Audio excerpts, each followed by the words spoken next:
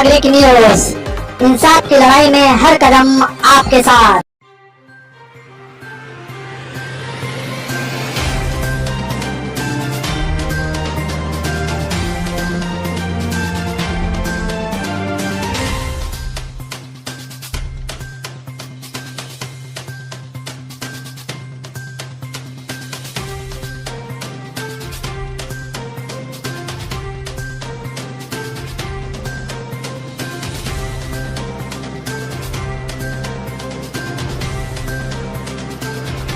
सब एनजीओ जो पूरा साल इतनी मेहनत करते हैं और पब्लिक के लिए काम करते हैं, आज उनको फेलिसिटेट किया तो they will be highly motivated और वो और ज़्यादा अच्छी तरह से काम करने के लिए ये होंगे, रेडी रहेंगे। सर, आज जो एनजीओज़ हैं, इन एनजीओज़ के लिए सरकारों को क्या और करनी चाहिए जिनसे इनको लोगों की हेल्प करने में और ज़्यादा मदद हो? जैसे इंडिया में एक रेगुलेशन अभी है कॉरपोरेट सोशल रिस्पॉन्सिबिलिटी का, जो कंपनीज़ को certain percentage of profit side पे रख के CSR एक्टिविटी पे स्पेंड करना पड़ता है। अभी ये एनजीओज़ को एक एजुकेशन का काम मेस्को कैन लीड, जिससे दे कैन अप्रोच कॉरपोरेट्स और उनको वो मनी स्पेंड करने में हेल्प करे, तो एनजीओज़ के पास फंड्स भी एक्स्ट्रा रहेगा और वो बहुत अच्छी तरह से काम कर पाएंगे। कार्यक्रम किया गया एनजीओज़ के लिए ख़ास करके, क्योंकि ये वर्ल्ड एनजीओ डे था और काफ़ी कम लोगों को इसके बारे में जानकारी है कि ऐसा भी कोई दिन होता है वर्ल्ड एनजीओ डे।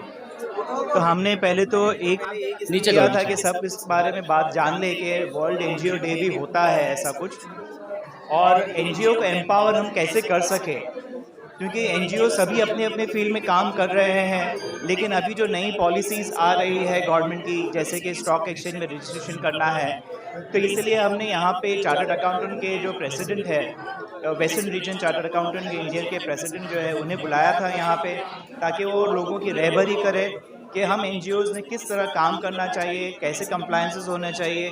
तो बहुत अच्छी तरह से उन्होंने गाइड किया है और उन्होंने तो ये भी ऑफ़र दिया है कि हम एनजीओज़ के लिए अलग से एक सेशन रखेंगे। ऐसा चार्टर्ड अकाउंटेंट के प्रेसिडेंट जो है उनके वेस्टर्न रीजन वाले, उन्होंने ख़ास ये ऑफ़र दिया है कि चार्टर्ड अकाउंटेंट की जो एजेंसीज़ है वो हमारे लिए एनजीओज़ के लिए काम करने के लिए और गाइड करने के लिए तैयार है। और उसमें जो कंप्लायंसेस है, ख़ास करके जो 16 पॉइंट के प्रोग्राम उन्होंने बताया है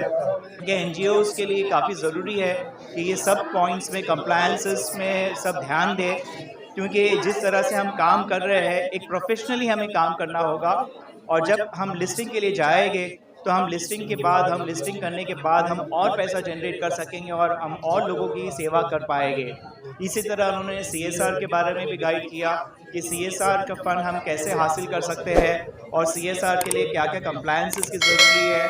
और CSR के ज़रिए हम कैसे फंड्स लेके हम और सेवा कर सकते हैं। और हम यहाँ पे इस्लाम जिमखाना में जो आज प्रोग्राम किए, इसलिए हम शुक्रगुजार हैं इनके प्रेसिडेंट के भी, यूसुफ अबरानी साहब के, जिन्होंने हमें फ्री ऑफ कॉस्ट ये हॉल दिया। और यहाँ पे हमारे जो तमाम एनजीओज़ आए, आज 45 के तकरीबन 45 एनजीओज़ यहाँ पे आए थे जिन्होंने रजिस्टर किया, और हमें सब पता नहीं था कि इतने एनजीओज़ अलग अलग फील्ड में क्या क्या काम करते हैं। तो ये 45 जो एनजीओज़ आए, तो हम किस फील्ड में वो काम करते हैं ये सभी को एक ही प्लेटफॉर्म में आके पता चला।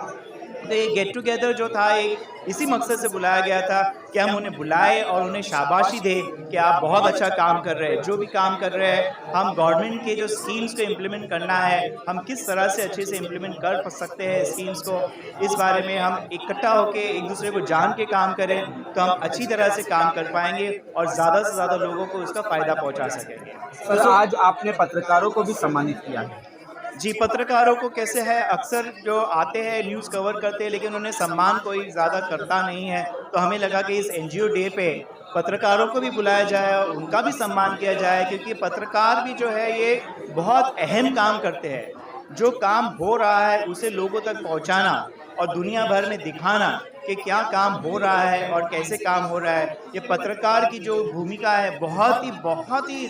इम्पोर्टेंट भूमिका है। इसलिए उनके रिकग्निशन में हमने आज पत्रकारों को भी हमने सम्मानित किया है। और जैसा कि आपने अभी सवाल किया है, तो ये स्टार्टअप था और मैस्को जो है वो हर लोगों को एजुकेशन से लेके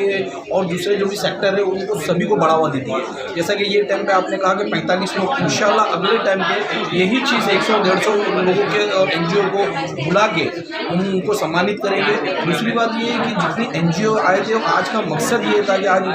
डे था, एनजीओ डे था, वर्ल्ड एनजीओ डे था। दूसरी बात कि नए नए जो कानून और जो स्कीम जो गवर्नमेंट की आई है, काफ़ी एनजीओ को पता नहीं है कि एनजीओ रनिंग कैसा कर रहे हैं। ये उसी के लिए प्रोग्राम रखा गया था कि हम एनजीओ वालों को गेट टुगेदर करके हम उनको बतावे कि आने वाले वक्त में क्या क्या जीआर आने वाले हैं, कौन कौन सी स्कीम आने वाली है और गवर्नमेंट क्या क्या एक्शन लेने वाली है, एनजीओ के लिए क्या क्या दिक्कत आने वाली है और नहीं। जैसा कि अभी आज हमारे जो नई एक सोशल ऑडिट आई है, सोशल ऑडिट, ये मैं आपको बताता चलूँ 99 एनजीओ को पता नहीं होगा कि सोशल